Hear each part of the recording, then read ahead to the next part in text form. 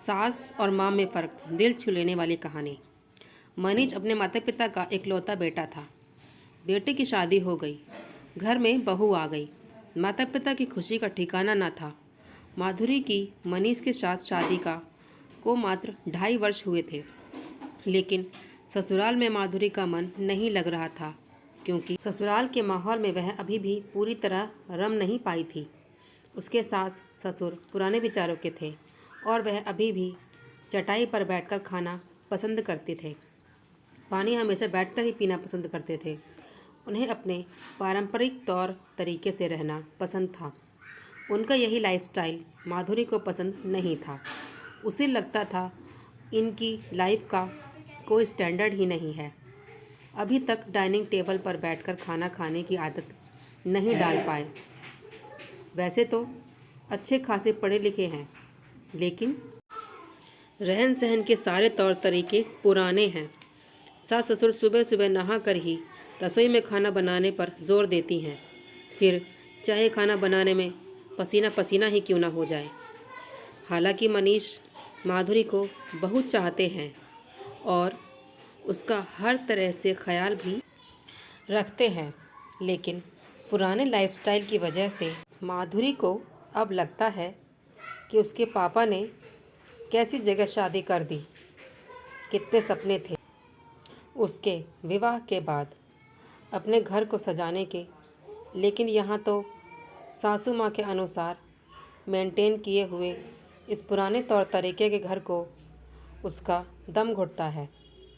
अपने मायके जाती है तब जाकर उसे लगता है कि जैसे खुली हवा में सांस ली हो। इस बार तो माधुरी ने मन ही मन निश्चय कर लिया था, अब की बार जब भी वह अपने मायके जाएगी तो तभी वापस आएगी जब मनीष अलग घर लेने को राज़ी हो जाएगा। मनीष से वापस इस घर में आने से साफ साफ इनकार कर दूंगी। आज माधुरी बहुत खुश थी, क्योंकि वह दिन भी आ गया जब माधुरी को अपने मायके जाना था। माधुरी का भाई उसे लेने के लिए आने वाला था। वह चहकते हुए जल्दी जल्दी अपना बैग पैक कर रही है। तभी सासू माँ ने पूछा, बेटी कितने दिन में वापस आओगी? तुम्हारे बिना कुछ अच्छा नहीं लगेगा, जल्दी वापस आ जाना। माधुरी ने मन ही मन सोचा, अच्छा नहीं लगेगा या अब आपको आराम करने का टाइम नहीं मिलेगा, अब आपके आराम में खलल पड़ेगा। अब घर का सारा काम भी तो आपको ही करना पड़ेगा। पैरों में दर्द होने का ढोंग भी नहीं कर पाओगी। परंतु ऊपरी दिखावे में माधुरी ने कहा, इतने दिनों बाद माँ के घर जा रही हूँ तो महीने 2 महीने तो रहूँगी वहाँ। जवाब सुनकर माधुरी की सास चुप रह गई। माधुरी मन ही मन में बहुत खुश थी। सोच रही थी, अब इन खड़ूस लोगों से छुटकारा मिलेगा। मायके में पहुंचकर माधुरी ने चैन की सांस ली। उसकी माँ, भैया, भाभी और छोटी बहन सब ने उसको सिर आंखों पर बैठा लिया। दिन भर बातों से किसी को फुर्सत ही नहीं मिली। हंसी मजाक के माहौल में कब शाम हो आई पता ही नहीं चला। रात में माधुरी की पसंद की बैडमी पूरी, आलू की सब्ज़ी, मलाई कोफ्ता और बूंदी का रायता माँ और भाभी ने मिलकर बनाए थे। माधुरी ने अपनी भाभी की बलैयाँ लेते हुए कहा, भाभी तुम्हें अभी तक मेरी पसंद याद है? भाभी ने हंसते हुए कहा कि माँ जी है ना याद दिलाने के लिए, भूल कह सकती हूँ। माधुरी माँ के गले लग गई। माँ, मैं आपको बहुत मिस करती हूँ। मेरी सास आपके जैसी क्यों नहीं है?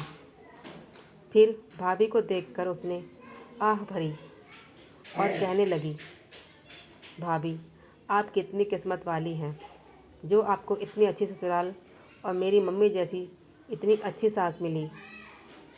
सुनकर भाभी और मम्मी दोनों मुस्कुराने लगी। बोली, कुछ नहीं, अगले दिन माधुरी ने भाभी को कहते हुए सुना। उसकी भाभी भैया से कह रही थी, आप कैसी बात करते हो? मैं दीदी और माँ के साथ बाज़ार नहीं जाना चाहती। मुझे आपके साथ जाना है। मैं कितने दिनों से सोच रही थी आपके साथ जाकर अपनी पसंद की शॉपिंग करूँगी, और आप हैं कि फिर मना कर दे रहे हैं। मैं सिर्फ़ और सिर्फ आप ही के साथ बाज़ार जाऊँगी बस। भैया धीमी आवाज़ में बोले, दीदी आई है ना, तो उनके साथ जाने में तुम्हें क्या परेशानी है? माँ के साथ जाऊँगी तो माँ भी खुश होगी ना। हम फिर कभी चले जाएंगे। भाभी नाराज़ होती हुई बोली, वे आपकी माँ हैं, आप जाओ उनके साथ, मुझे नहीं जाना। माधुरी इससे ज़्यादा नहीं सुन सकी।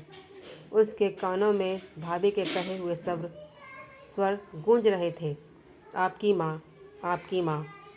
माधुरी सोचने लगी, तो क्या भाभी के मन में भी माँ के प्रति अपनेपन का वैसा भाव नहीं है जैसा मैं सोचती थी? भाभी भी मेरी माँ को पराया समझती हैं। भाभी के पति की माँ भाभी की नहीं। अब माधुरी के अंतर्मन ने कहा, हाँ, वे तुम्हारी और तुम्हारे भाई की माँ हैं, भाभी की माँ नहीं, भाभी की सास हैं। अंतर्मन ने कहा, तुम भी तो मनीष की माँ को माँ नहीं, सास ही मानती हो। लेकिन मेरे सास ससुर तो बहुत खड़ूस हैं। अपने अंतर्मन से बचाव किया। तो तुम्हारी भाभी की नज़र में तुम्हारी माँ खड़ूस होगी? माधुरी की अंतरात्मा ने जवाब दिया। अब माधुरी को अच्छी तरह समझ में आ चुका था कि यह सब नज़र का फ़र्क है और दो परिवारों का फ़र्क है। जिस प्रकार दो लोग एक जैसे नहीं हो सकते, वैसे ही दो परिवार